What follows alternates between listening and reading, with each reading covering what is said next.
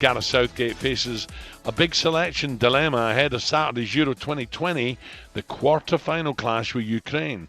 Harry Maguire, Declan Rice, Calvin Phillips, Phil Foden are all on one yellow card away from missing a potential semi-final through suspension. Existing bookings will be wiped after the quarter-finals. Speaking on Drive yesterday, Josie told Andy Goldstein and Stuart Pearce he would make changes. I would say you don't need Rice and Phillips to beat Ukraine. I would say that maximum one of them is needed, but you have Jordan Anderson that I want to believe that is in conditions to play. You have other younger players, fresh conditions and desire and motivation to play. And the way Phillips and Rice, they work in the last match, the way Rice finished the game completely exhausted, cramps, the semi-final will be much more difficult than the quarter-final. Ukraine, one less day to rest, 30 more minutes of extra time played, a difference of quality between both teams. I think that England doesn't need to take some of the players to extreme situations of fatigue, and I believe that the rest to Rice and Phillips would be fantastic for them then to play semi-finals and finals in the maximum of potential.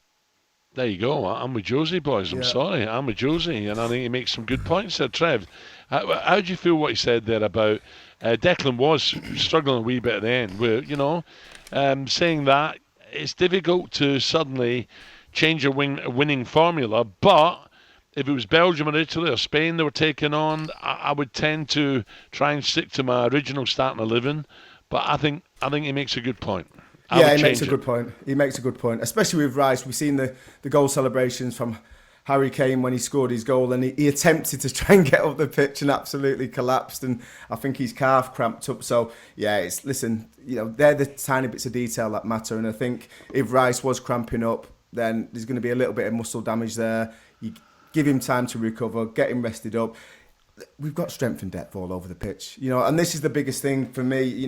I think Gareth's got to make that call. He sees the plays, he sees how Rice is recovering. He'll be getting the cold baths, he'll be getting all the top treatment that you can to get yourself back in physical condition. But like Jose said there, it's a no-brainer, isn't it? He's cramping up, rest him out, get Henderson in, possibly even get Mount alongside him and give them both a rest, because without being disrespectful to the Ukraine, they've got some good players. Yarmolenko we know all about, Zinchenko we know about, Yaremchuk, but you're not talking about top European players for me, and we've got more than enough in that squad depth to make changes.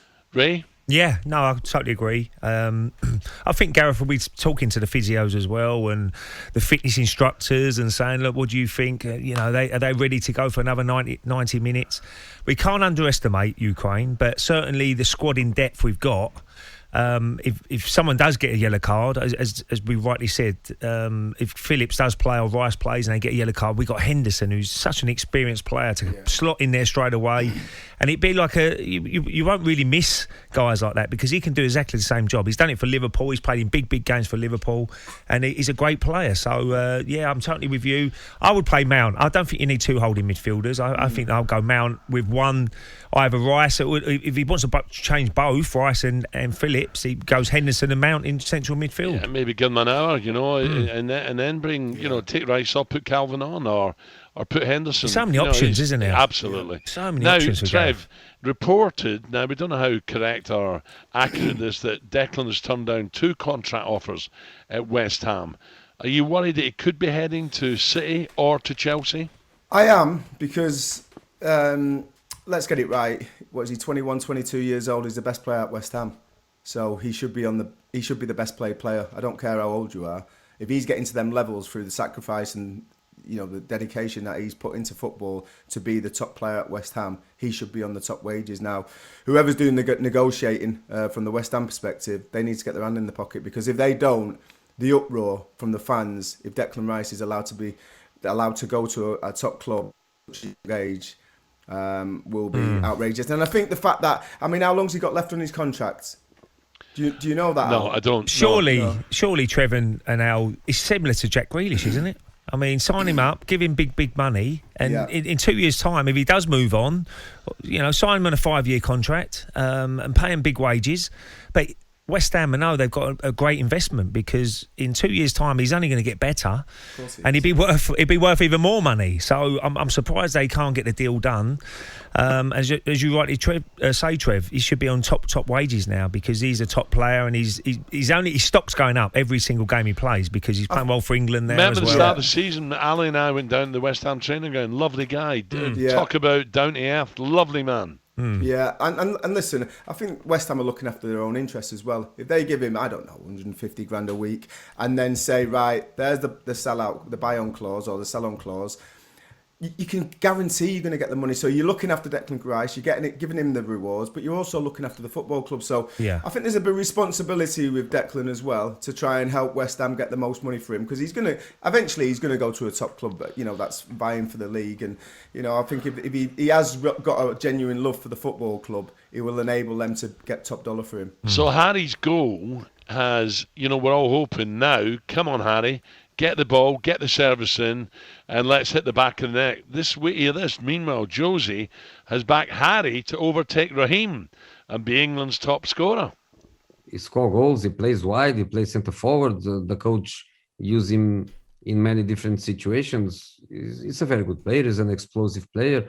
When we try also to look at Harry Kane, he needs depth in the team, he needs speed in the team, and in the national team, Sterling is doing this for them. No, I wouldn't expect him to be the top scorer. And no, I don't think he will be the top scorer. I think that Harry Kane in the next 2 matches is going to score 2-3 goals easy. Oh, wish I'd heard this earlier. Steve-O, if you're still listening, Steve-O, how do you bet? Who's going to be England's top scorer, Raheem or Kane? Let us know. Give the boys a shout. What do you reckon, guys? Well, let's hope he's right. I mean, because we want more goals. We need more goals, and that would be a big. We had Faye Carruthers on earlier, and she said, weight off his shoulders, that he's got his goal now. Hopefully, he can take that on. Obviously, a massive game tomorrow. There's big opportunities for Harry to score tomorrow, I should imagine. So let's hope he can get a couple of goals and be in great form going into that semi-final if we do get through. Trev, what about Harry's performance then? Is he just not simply getting enough service, or is he looking a bit sluggish?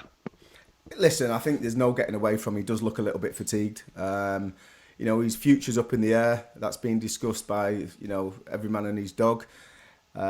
He's struggled in the opening games for form. He's had a couple of opportunities where ordinarily, the one where he cut inside, if he keeps it on the ground, it goes in. But he's lifted it a little bit, give the keeper a chance. He usually doesn't even give goalkeepers a chance.